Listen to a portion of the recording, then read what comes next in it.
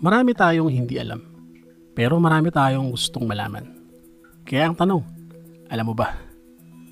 Alam mo ba na ang ideya na kaya raw naisip nitong si Sir Isaac Newton ang patungkol sa gravity ay dahil nalaglagan daw siya ng mansana sa kanyang ulo, ay masabi raw na hindi totoo. Hanggang sa panahon natin sa ngayon ay nagagamit kahit ng mga guro ang patungkol nga sa kwento ng falling apple na medyo kakatwa. Kaya naman ilang mga istoryan ang nagsaliksik at napatunayan niyang hindi naman daw ito totoo talaga. Isa sa mga tinuturong dahilan ay ang nagawang kwento nitong si Leonard Euler noong 1760. Itong si Euler ay isang mathematician, physicist at isang astronomer. At sa kanyang sulat ay nakasad niya na meron daw isang mathematician din ang nagpapahinga sa ilalim ng isang punong mansanas, kung saan ay nahulugan daw ito ng bunga at doon ay naisip nito ang concept ng gravity. Ang librong ito na naisulat ni Euler ay sobrang naging popular noong panahong iyon. Kaya naman sa paglipas ng panahon ay muli itong nagawa ng panibagong bersyon na isinulat naman itong si Isaac Disraeli.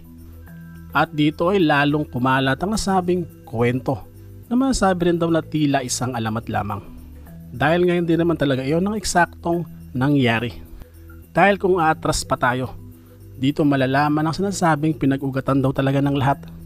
Isa sa mga kaibigan nitong si Newton na si William Stockley ay sinasabing nakasulat din ng kwento na masasabing buhay daw nitong si Newton na may titulong Memoirs of Isaac Newton noong 1752, kung saan ay nakalagay dito na isang pagkakataon daw habang itong si Newton ay nasa garden at umiinom ng tsaa sa lilim ng isang punong mansanas.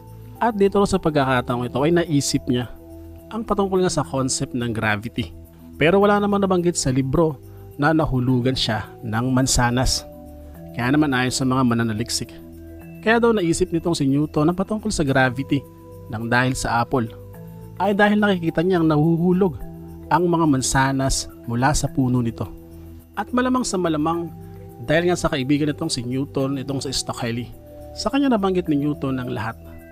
At malamang kasama rito ang patungkol na sa mansanas.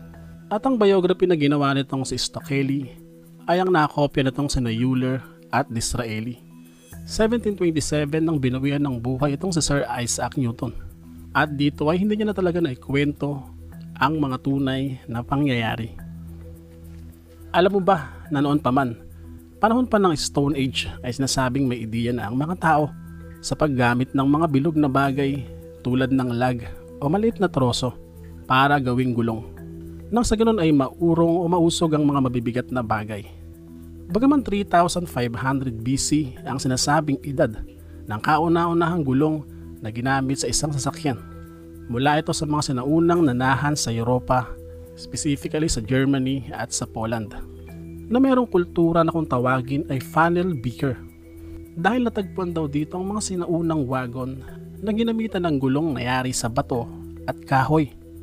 Hanggang sa maimbento na rin noong bandang 2000 BC ang sinasabing mas improved daw, na kung tawagin naman na spoke o wheels. Ang mga sinaunang halimbawang ito ay sinasabing ginamit ng Sintashta culture ng Russia. Ginamit nila ang mga gulong na ito sa kanilang mga ginawang war chariot at sa mga wagon na ginagamit sa kanilang hanap buhay. Hanggang sa ang paggamit ng spoke wheel ay kumalat na sa mga karatig lugar, bayan, hanggang halos sa buong Europa na. Ilan naman sa mga artifacts na nahukay na nailagay na sa museum ay mga gulong na ginamit naman ng mga sinaunang Ehipsyo sa kanilang mga chariot. At dahil nga na-imbento na ang nasabing gulong nung panahon ngayon, ay napabilis na rin ang paglalakbay at ang pagtatrabaho. At dito naman papasok ang Imperyong Roma. Nalilikha naman ng mga makabago at maayos na mga daanan. Dahil maging sila ay lumikha na rin ang kanilang bersyon ng sariling gulong. Alam mo ba na ang pinakamataas na bundok sa Greece na Olympus ay bahagi ng mga paniniwala ng mga sinaunang Grego? Dahil nga sa ito ay palagi natatakpan daw ng ulap, ay naniniwala sila na dito nananahan ng mga Diyos na kanilang pinaniniwalaan. Ang bundok na ito ay may taas na 9,570 feet o 2,917 meters. Ang 12 Diyos na sinasabing nananahan dito ay itong sina Zeus, ang asawa niyang si Hera, si Athena, Poseidon, Artemis, Apollo, Demeter, Hester, Aphrodite, Hermes, Hephaestus, at itong si Ares. Ang Mount Olympus ay madalas nababalutan ng yelo at madalas ngang natatabunan ng ulap. Ang bundok ay mayaman sa biodiversity kabilang ang mga flora at ang fauna. Mula 1938 ay diniklara na itong National Park at isa rin na itong World Biosphere Reserve. At sa ngayon ay popular ito sa mga nag-hike, hindi lang ng mga nakatira sa Greece, kung hindi sa iba't ibang hiker mula sa iba't ibang bahagi ng mundo. Alam mo ba na itong si Albert Einstein ay nakaimbento ng refrigerator na hindi ginagamitan ng kuryente, bagkus ay init lamang. Sa panahon kasi ngayon 1920s ay may binawian ng buhay ng dahil sa pagsingaw ng kemikal mula sa pangkaraniwang ref na ginagamit. At ito ay dahil sa pagkakasira daw ng sealed. Sumisingaw ang kemikal na nasisinghot ng mga tao na dahilan ng kanilang kamatayan. 1926 hanggang 1934 ay nilikha nitong si Einstein ng version. Katuwang ang dati niyang estudyante na si Leo Szilard na mismong nagpatent ng nasabing ref. Ang ref nga na ito ay walang moving parts at init lamang ang ginagamit. Gumamit sila ng 3 likido sa kanilang disenyo, ang tubig, ammonia at ang butane. At dahil nga walang moving parts ang nasabing design, ay wala rin daw sealed na masisira at walang toxic chemicals na sisingaw. Kaya naman hindi ito harmful sa mga tao. Kaya nga lang hindi raw na mass produce ang nasabing disenyo. Dahil siguro hindi naman ito ganoong kaperpekto. Bagaman ang patent ay binili ng isang malaking Swedish company na Electrolux. Kumita itong si Einstein at Szilard ng $750, katumbas ng mahigit $10,000 sa panahon natin sa ngayon. Kaya nga lang sa paglipas ng panahon ay hindi rin talaga ganoon naging ka-efficient ang bersyon nitong sina Einstein at Szilard. At ang mga mas na-improve na mga conventional refrigerator ang ginamit pa rin at tinangkilik ng mga tao. Noong 2008, ilang mga electrical engineers ng Oxford University ang nag-revive ng Einstein refrigerator.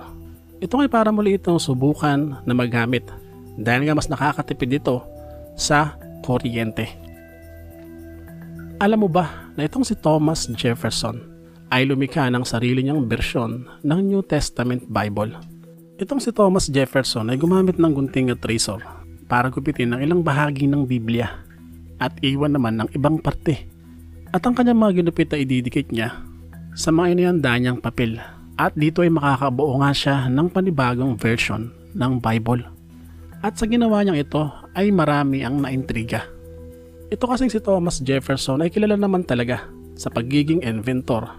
Bagaman may mga nagsasabi na siya raw ay isa talagang free thinker. Dahilan para kahit ang Biblia ay kanyang pakialaman. Malamang ay nabasa nitong si Jefferson ang kabuuan ng bagong tipan para magawa niya ito ng panibagong bersyon na nakafocus lamang kay Jesus. Bagaman wala dito o hindi niya isinama ang mga mystical scene tulad ng mga himala, ginawang wine ng tubig, paglakad sa tubig, ang resurrection at ang ascension to heaven. Ipinokus nitong si Jefferson ang tema sa mga mabubuting kautusan lamang nitong si Jesus. Na si Jesus nga raw ay isang guro na nagbabahagi ng mabubuting kautusan, mabubuting asal, nang walang tulong na kahit anong himala at mga supernatural power. Ang bersyong ito ng bagong tipan ni Jefferson ay naitago ng matagal na panahon, ilang dekada. Dahil masasabi raw kasi na tila may doubt itong si Thomas Jefferson pagdating sa religion. Dahil nga may pagka-free thinker daw siya. Ang bersyon niya ay nahati sa 2 volumes, ang The Philosophy of Jesus of Nazareth at ang The Life and Morals of Jesus of Nazareth. Itinago lang daw nitong si Thomas Jefferson ang Bible niya bilang personal use.